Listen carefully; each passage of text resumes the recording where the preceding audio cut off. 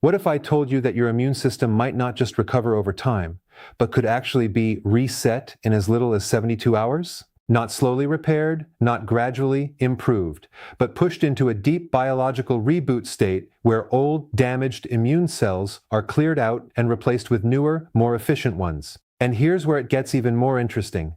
Deep inside your body, there are stem cells, hidden reserves of regeneration power that most people never think about. But what if those cells aren't just sitting idle?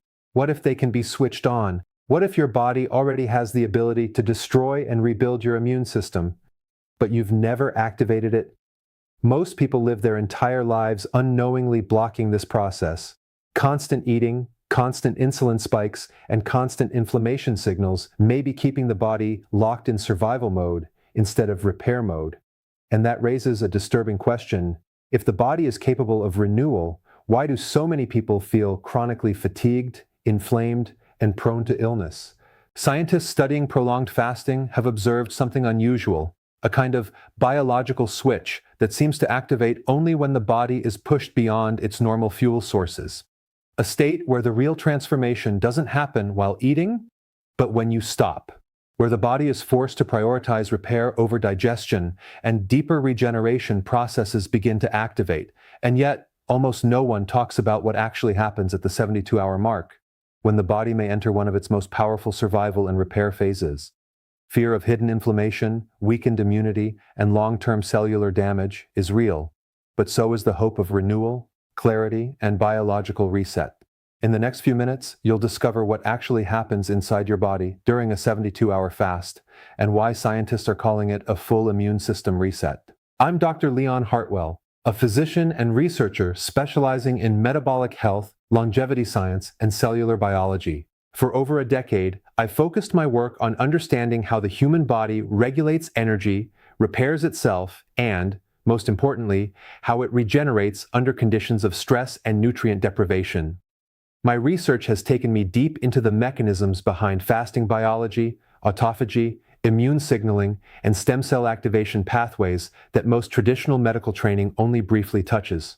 Throughout my clinical experience, I've worked with patients struggling with chronic inflammation, persistent fatigue, autoimmune-like symptoms, and immune dysfunction that conventional approaches often fail to fully resolve.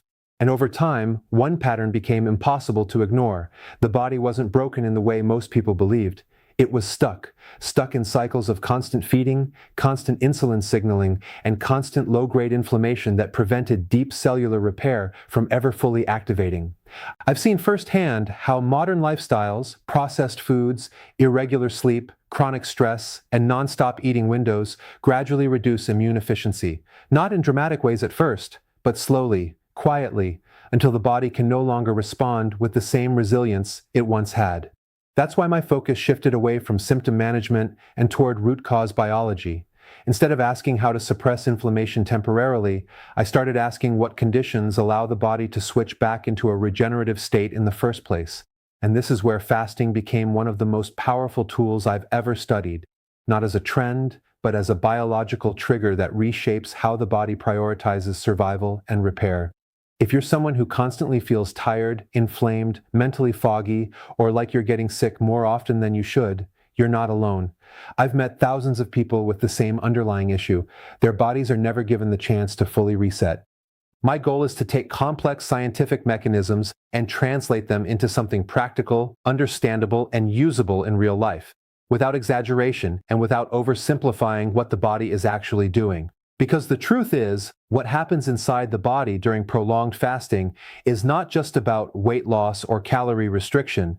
It's about deep biological reprogramming at the cellular level.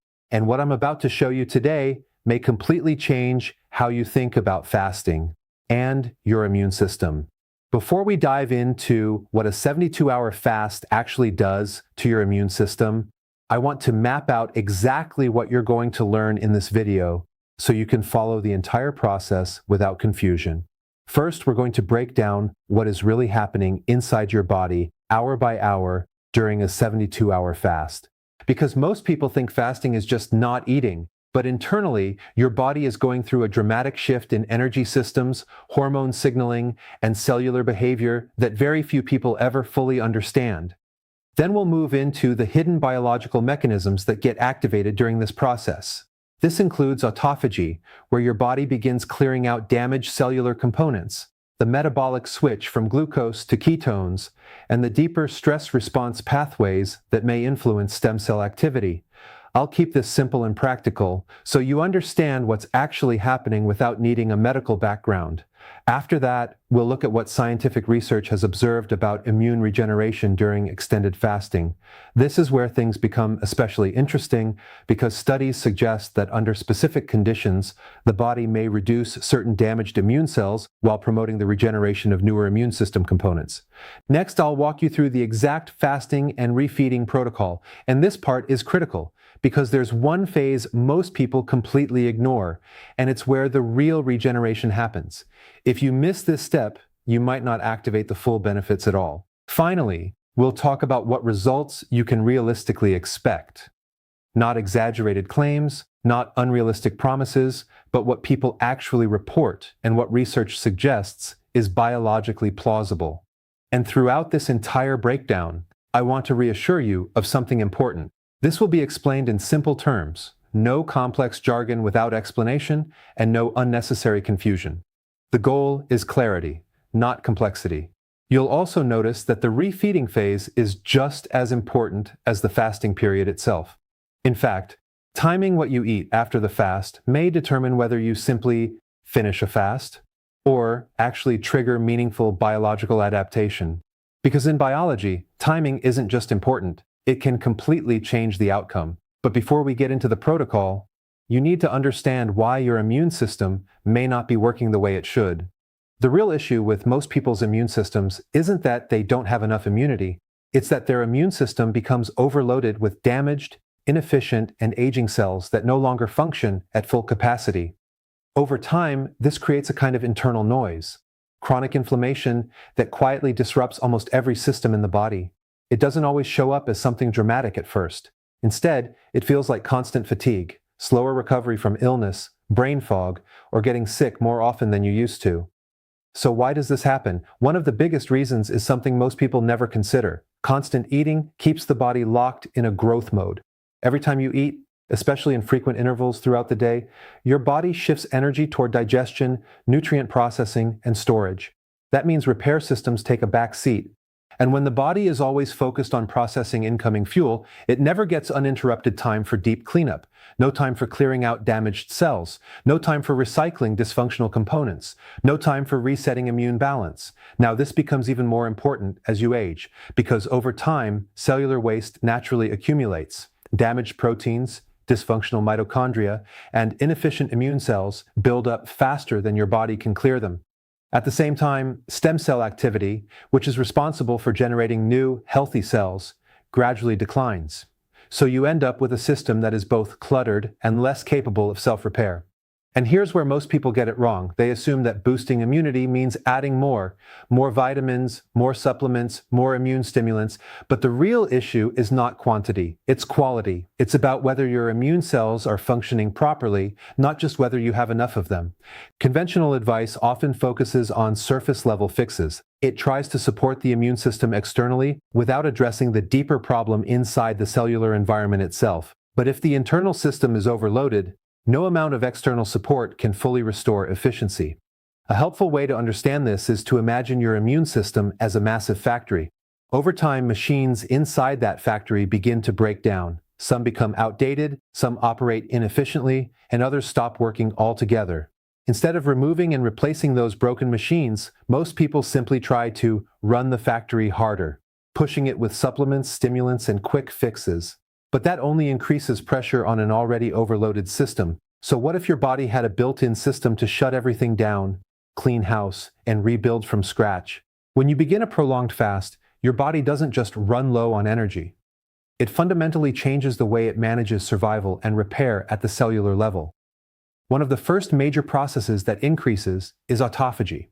This is your body's internal self-cleaning system. Damaged proteins, worn-out cell components, and dysfunctional cellular parts are broken down and recycled for energy and rebuilding.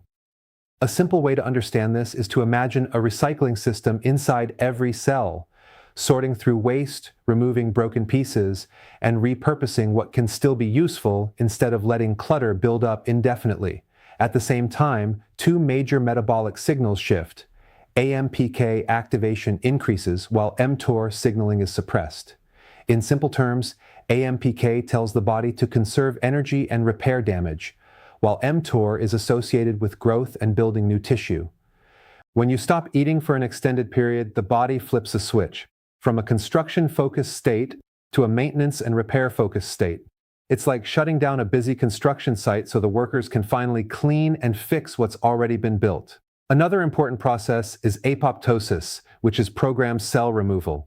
During this phase, the body identifies old, damaged, or inefficient immune cells and eliminates them. Think of it like removing outdated workers from a system so they don't continue operating in a way that slows everything down. As the fast continues, growth hormone levels often rise. This hormone plays a protective role. It helps preserve muscle tissue while supporting tissue maintenance and regeneration. It ensures the body doesn't break down essential structures while it is in a low-energy state. But one of the most fascinating shifts happens when fasting ends and refeeding begins. This is when stem cell activity appears to increase, supporting the rebuilding phase. New immune cells are generated, replacing the older, less efficient ones that were cleared out during the fast. At the same time, inflammation levels tend to decrease, making the internal environment more stable and less reactive. Instead of constantly responding to perceived threats, the immune system becomes more efficient and balanced. When you put it all together, fasting is not just about restriction, it's a coordinated process of destruction and renewal. First, the body removes weaker, damaged components. Then, during refeeding, it begins rebuilding with newer, more efficient cells. But this isn't just theory. Scientists have actually observed this process in controlled studies. Over the past 2 decades, multiple research groups and medical institutions studying fasting and longevity have observed something remarkable. Prolonged fasting doesn't just change metabolism, it appears to temporarily reshape immune system dynamics in a controlled, measurable way. One of the most frequently documented findings is a temporary reduction in circulating white blood cells during extended fasting periods. At first glance, that might sound concerning, but what researchers observed next is what changed the entire interpretation. When normal feeding resumes, the body doesn't simply return to baseline. It appears to initiate a regenerative rebound, rebuilding immune cell populations with a higher proportion of newly generated cells.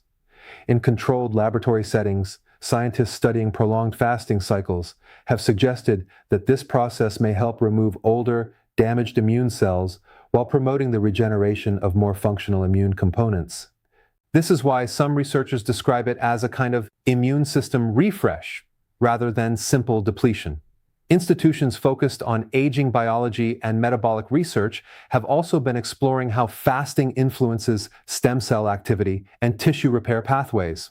In animal studies, fasting cycles have been associated with activation of regenerative signaling pathways that support cellular renewal after the fasting period ends.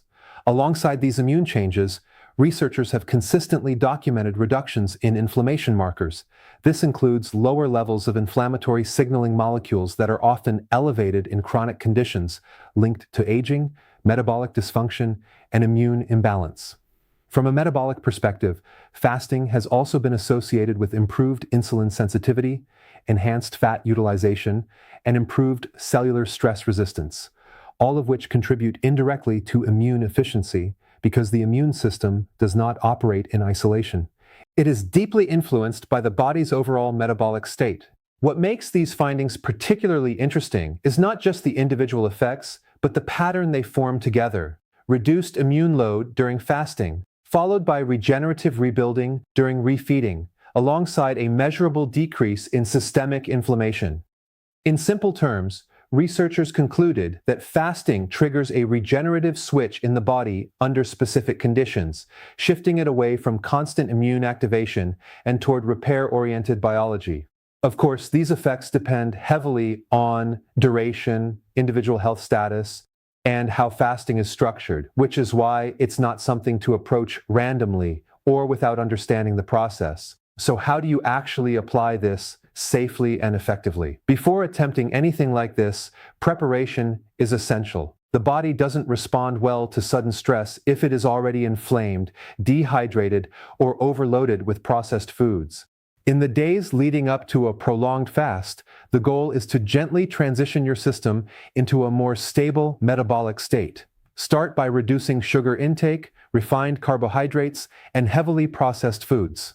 These foods keep insulin levels elevated and make it harder for your body to smoothly shift into fat-burning mode. At the same time, increase hydration. Water intake becomes especially important because your body will rely more heavily on fluid balance once food intake stops. Once you enter the fasting phase, specifically a 72-hour window, the focus shifts to simplicity and consistency. During this period, most people rely on water, black coffee, and other non-caloric fluids. These help maintain alertness and hydration without interrupting the fasting state. Electrolytes are also critical here, particularly sodium, potassium, and magnesium, as the body loses minerals more rapidly when insulin levels drop. There are a few key rules that determine how safely and effectively this process works. First, stay consistently hydrated throughout the entire fast. Second, avoid intense physical exercise, as the body is already operating in a low-energy, repair-focused state. Light movement like walking is generally acceptable, but pushing the body too hard can increase stress unnecessarily. Most importantly, listen to your body. Dizziness, extreme fatigue, or unusual symptoms should never be ignored. But the most overlooked and arguably most important phase is refeeding. This is where many of the benefits can either be supported or completely undone. When breaking a fast, the body is extremely sensitive to nutrient intake. Starting with light, nutrient-dense foods such as easily digestible vegetables, broths, or simple whole foods helps the digestive system gradually reactivate without overwhelming it. What you want to avoid is processed, inflammatory, or heavy junk foods immediately after fasting. Doing so can shock the system and trigger inflammation, digestive distress, and metabolic imbalance.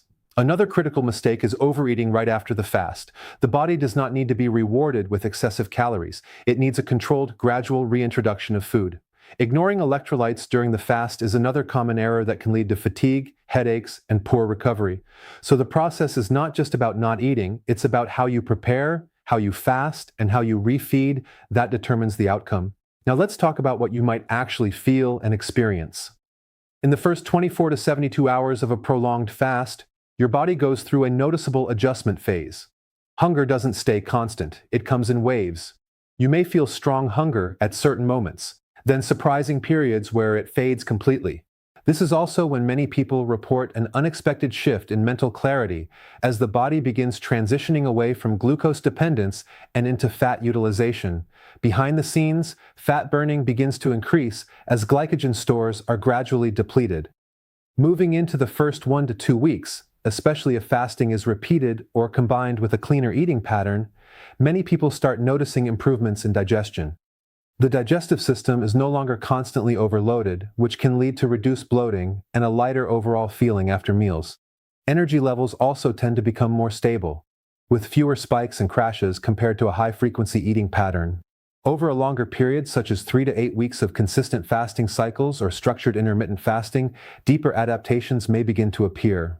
People often report improved immune resilience, meaning they feel less reactive to minor infections or seasonal illnesses. Inflammatory symptoms may gradually decrease, and the body appears to operate with greater metabolic flexibility, switching more efficiently between glucose and fat as fuel sources. By the 2 to 3 month mark, if the process is done consistently and paired with supportive lifestyle habits, the changes can become more noticeable in daily life. Many individuals report sustained improvements in energy throughout the day, rather than relying on short bursts followed by fatigue. Recovery from physical exertion may feel faster, and some people experience a reduced frequency of getting sick compared to their previous baseline. However, it's important to understand that results are not identical for everyone. Genetics, existing health conditions, sleep quality, stress levels, and dietary habits all play a major role in how the body responds. Fasting is not a standalone solution. It interacts deeply with the rest of your lifestyle. What one person experiences in a few weeks may take longer for another, and in some cases, the effects may be more subtle rather than dramatic. Consistency and overall lifestyle quality determine how strongly these biological processes express themselves. In other words, the timeline is not fixed. It's responsive to how well you support your body outside of fasting as well. And once you understand this timeline, the final question becomes even more important. Is this actually right for everyone? Before considering a prolonged fasting approach like a 72-hour window, it's extremely important to understand that this is not suitable for everyone. And in some cases, it may carry significant risks if done without proper guidance. Individuals with diabetes, especially those taking insulin or blood sugar lowering medications, need to be particularly cautious. Fasting can significantly affect blood glucose levels, and without careful monitoring, it may lead to dangerous fluctuations. This is why medical supervision is often necessary in such cases. People who are underweight, nutritionally depleted, or already struggling with low energy availability should also avoid extended fasting. In these situations, the body may not have sufficient reserves to safely sustain a prolonged period without food, which can worsen fatigue, hormonal imbalance, and overall health status. Pregnant and breastfeeding women fall into another high-priority category. During these life stages, the body has increased nutritional demands to support both maternal health and, in the case of breastfeeding, infant development. Extended fasting may interfere with these requirements and is generally not recommended without explicit medical approval. It's also important to consider individuals taking regular medications for chronic conditions such as blood pressure, thyroid disorders, or other metabolic and hormonal issues. Fasting can alter how the body responds to medication, as well as change hydration status, electrolyte balance, and blood sugar regulation. This means dosage timing and effectiveness may be affected. On a physiological level, fasting is not just skipping meals. It is a deliberate metabolic shift that influences hormones like insulin, cortisol, growth hormone, and glucagon.